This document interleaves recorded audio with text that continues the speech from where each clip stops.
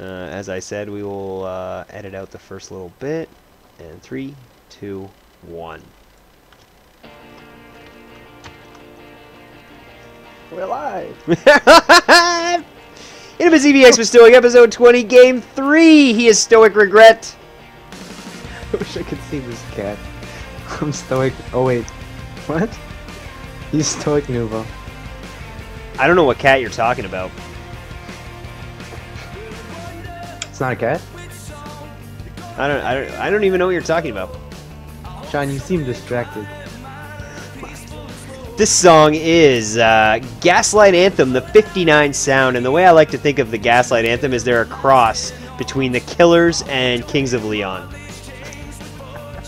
Thank you. Thank you for that. Are we ready? I'm ready to go when you are. I just can't stop laughing at myself right now. Coming through with grandfather's radio. Okay, fade in. Alright. So, David, this is a ZvZ against NMxhendralsk. You play a lot of games with the NMX guys, so I feel like you know him pretty well. Yeah. Okay, let's do this. ZvZ on Ohana. Yep. 3, 41? 2, 1, play. Alright. Well, I will be opening 15 hatch this game, and this game will showcase a little bit of baneling aggression by my opponent, and I will be defending it with roaches. And then I will be following it up with just a very standard push. It's the baneling roach all-in. Well, it's not actually an all-in. But Sometimes you just decide to do this if the situation calls for it. If you get a little bit ahead, right? Like, yeah, if my drone rotation is ahead, then I will do it. Usually if they do baneling aggression and they don't do any economic damage, this kind of push forces them to build units. And even if it doesn't kill them, you can just tech into layer, and it's very difficult for them to hold. So it's very hard to come back in ZvZ, unless you're Symbol, apparently. Yeah, that's why when you're ahead in ZvZ, as opposed to the other matchups, it's usually good to throw light aggression. In ZvZ, aggression is very important. So if you are ahead, you definitely want to be aggressive. You want to force them to build units, so that your drone lead will kick in. Alright, so this is a little rare on ladder. He's opening 15 hatch against my 15 hatch. What do you mean rare? You don't think people do that? On ladder, no. Most of the good players open 14-14. Just because they don't want to lose to stupid shit? Mm. Or they can outplay?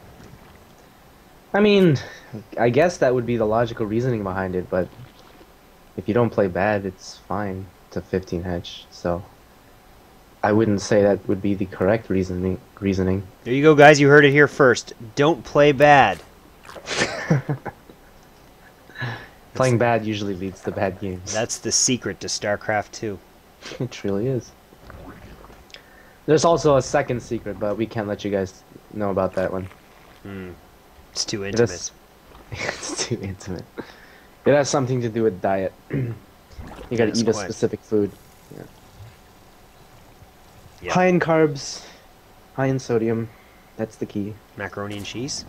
Oh, that was awesome. Yeah, I made macaroni and cheese. It was divine. It was amazing. David actually came over, had one bite, and said, "Hey, did you make this? Because it's a revelation." And I said, yes. Why, yes, David. I did make this. With my own hands. Alright, so looks like you're safe to Maynard some drones down here now because, I guess, put some drones into your natural just because you know he went 15 hatch. And he's not going to have speed up, correct? Yep. His speed should be fairly fairly similar to mine. I mean, even if they do open extractor into pool first, which is a better opening if you know that your opponent's going to be 15 hatching, his speed will only be about, at most, I think it's 20 seconds earlier if he does a 16 extractor. So just don't get caught in the middle of the map. That's pretty much all you got to worry about. But you can't, what was I going to say? Oh, you can't know that he's 15 hatching before you do that build, right? Oh, no. Like, your overlords aren't that fast, are they? Yeah, I wish. That would be amazing, because then practically that would be like drone scouting at the beginning of the game, but with your overlord. Alright, so the first thing he did is he built his 2 scoutlings extremely early. Usually what this tells me is he wants to put on aggression. I know that sounds weird, but usually in ZvZ, if you want to put on baneling aggression, you want to know if your opponent has a spine crawler or not. So because he didn't see me have a spine crawler and he saw the scout the way he did, usually it means he's going to follow up with a little bit of aggression, because aggression is a good way of scouting. So I put the spine right after, so it will finish in time. And now I do see his Zergling, so I do know that I'm going to have to build defensive structures. So I'm going to put down this second spine crawler, and I'm going to do it at the edge here so that I can use it as a wall off. And very important to have these two queens. As you're going to see, blocking your ramp is the most important thing to do in this type of when fending off this type of aggression. So as you can see, our speed finishes at about the same time, and I don't really want to build too many units at this point, but he is morphing a lot, and he did weaken that first spine crawler, which is huge by him. But luckily for me, I did build a second one, and at this point, you just got to make sure that those banelings don't kill all the drones, and okay, there we go. I don't know why there was no baneling there the second time when you pulled them forward.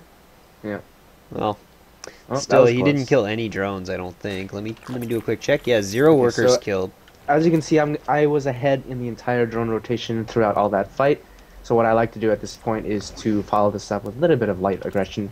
Like I said, when you are ahead in ZvZ, it's always nice to put on aggression, and he kind of knows about that. You can see he's putting down 3 spines immediately, but I think this is a mistake by him. This is an overreaction, because even if I ran across the map right now, all he would have to do is counterattack me with lings, and the spines would have to be placed a lot later. So him building these 3 spines loses him 3 drones. So as you can see, once I start producing units, we are on the same drone count, which means because I am ahead in tech, my attack is basically sure to do damage.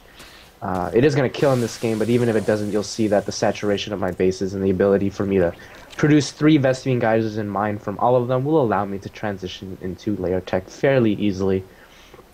So my baneling nest goes down right about at the time when I get supply blocked here, because after this supply block I will only build nothing but lings, so that when my lings get to the front of his base, my baneling nest will finish just in time for me to mass as many banelings as possible. So as you can see, now he is increasing his drone count past mine, so he has 10 more drones than I do, and now he's going to be producing units. But as you can see, because my drone rotation was ahead of his earlier, I will have more units, and that's the key to ZvZ. So it's not about who has how many drones at a certain time period. It's who had the higher drone count before the other player, because drone rotation is pretty much everything. So How about a time check? 27, 28, 29, 30, 31, 32. Okay. So now I'm going to produce nothing but lings. Just make sure you have injects here. You only have 2 queens and 2 hatches. Very important not to miss them. And as you can see, the unit count is ridiculously ahead. For me, it's 23 roaches to 3. He's going to have about 9, but it's not going to matter. And yeah, this is a fairly easy attack. I don't know why he went into Spire off of Roach Tech. It's a little bit weird, and it's going to hurt him quite significantly. It loses him 200 minerals and 200 gas. But even if he invested that into more spines, I don't think it would have mattered at this point. Just such an overwhelming lead. And as you can see, I have the capacity to go into layer tech behind this, so this is a really hard counter against Muta play. As you can see, it's impossible for him to actually transition to Mutas after this. And if he doesn't go into Muta play, as you can see, there's always ways to do damage, so... Lord! You just killed so many drones. Yeah, so I do kind of sense that he's going into Mutas right now. That's why I do put down this precautionary evolution chamber, but the game is over at this point. But just in case he somehow fends this off, I will be able to spore up and go into tier 3. And yeah, that's a very simple all-in, kind of. NMxhendralsk, you're not bad. Yeah, you're not bad. Don't worry about it. Just got to do damage with that baneling aggression if you're going to do it. Yeah, definitely he wanted to kill some workers there. I did get a little bit lucky on the micro. But yeah, that did pretty much cost him the game. So, okay. We'll be back with game 4 right after this.